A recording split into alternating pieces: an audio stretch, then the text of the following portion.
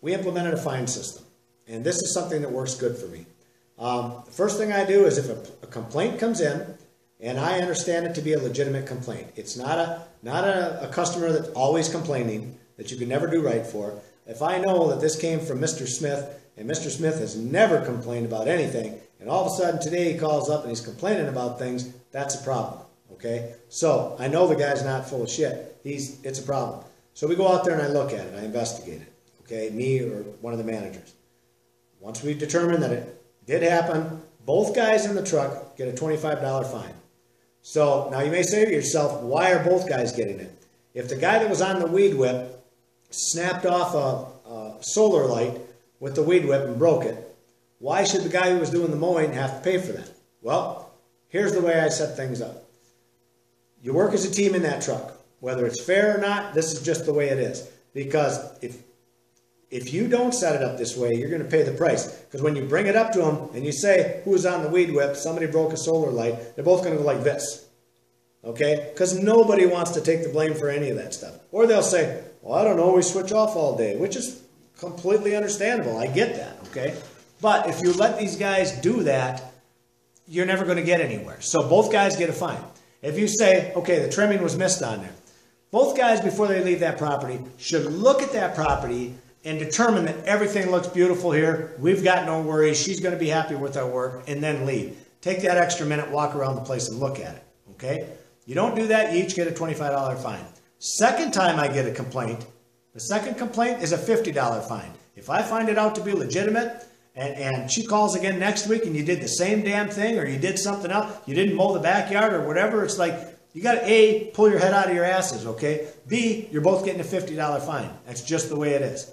Then, if I lose, or no, before that, if you skip a customer, a lot of times, especially if these guys are behind, they'll skip properties, which again, we use a GPS tracking unit to stop that stuff, so now we know when they're skipping them.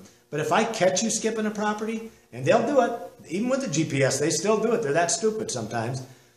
Even then, I catch them, and it's a $50 fine, automatic, both guys in the truck. So, I don't care if the guy reading the list missed it on the list and went on to the next one. Hey, he put a check mark there. If he checked that off, he's telling me he mowed that property. I get a call from the customer, and the customer tells me that property was not mowed, and I send my manager out there to look at it, and it wasn't mowed, and I look on a GPS tracking sheet, and it wasn't mowed. Hey, man, I don't put up with that, okay? And here's the kicker. If I lose a customer because of something you did, if you smacked into the side of her house with the lawnmower, if you tore up her lawn and she's just had it with you, or you get lippy with her, or anything for any reason, if you lose that customer because of something you did that was neglectful, okay? I can understand if it was a wet, rainy day and this happened to me. I was coming up next to the house and it was kind of a ravine, and I was trying to go through there with the mower and it started to suck me down in, so I really got on it. Well, when it did catch traction, I actually bounced into the side of the house. So it was a complete accident. You know, it's not like I intended to do it, but here's what you better do. If you're one of my employees, and this is what I tell them, if you hit someone's house or hit their car, or shoot a rock and it hits a car or anything, you better notify me about it immediately. If I find out about it from the customer, it's your ass, and it's a $100 fine. If I lose a customer, it's a $100. So yeah, we talked about the customer, and if I lose a customer, it's an automatic $100 for each guy in the truck, because like I said, I look at it like it's $1,000. Every customer is worth a minimum of $1,000 to me, and that's just for 1 year. If I keep her for 5 years, she's worth $5,000 to me.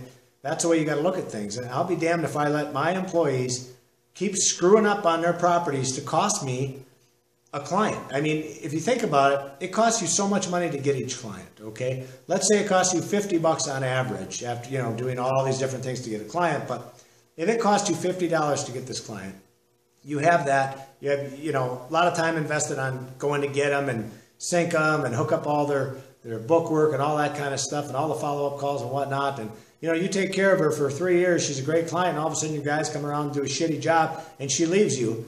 Well, they need to be punished for that. They're ruining your business. They need to be held accountable. Accountable is probably the best word for that. They need to be held accountable. Okay, that's the way I look at it. The other thing I do now with like the oil in the vehicles, okay, I had an Isuzu NPR work truck. It was $85,000. The guys turned around, ran it out of oil, and blew it up on me. And the cost of that was $15,000 to put a new motor in that truck. Okay, I was furious. Needless to say, they were fired. The entire crew was fired because they were all aware of it. Not one of them took the initiative to check the oil in the truck. So they all lost their job over this.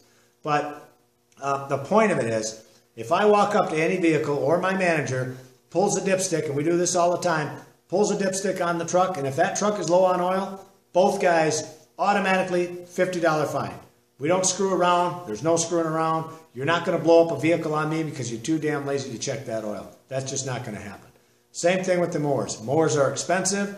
If we come up, pull a dipstick on them, and they're low, $50 fine. If I do it the second time I find it for the same operator, you're gone.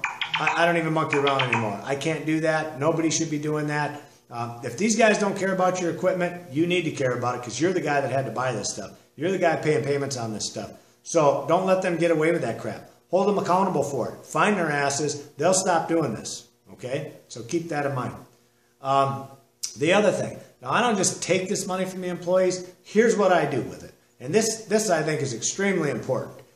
When I get a complaint, and if it was a legitimate complaint, this is what you need to do. You need to go, we have gift cards that we'll purchase, you know, for different restaurants or a Visa card or anything like that. And then take it and give it to the employee and say, you take this card and you give it to Mrs. Jones. Okay? Make them walk right up to that house and give them that card and apologize for the mistake and give them that $25 gift card, because that shows that customer, number one, you took care of the problem like you said you were going to. You were Johnny on the spot, you fixed it, you apologized about it, and we just gave you a $25 gift card because of it.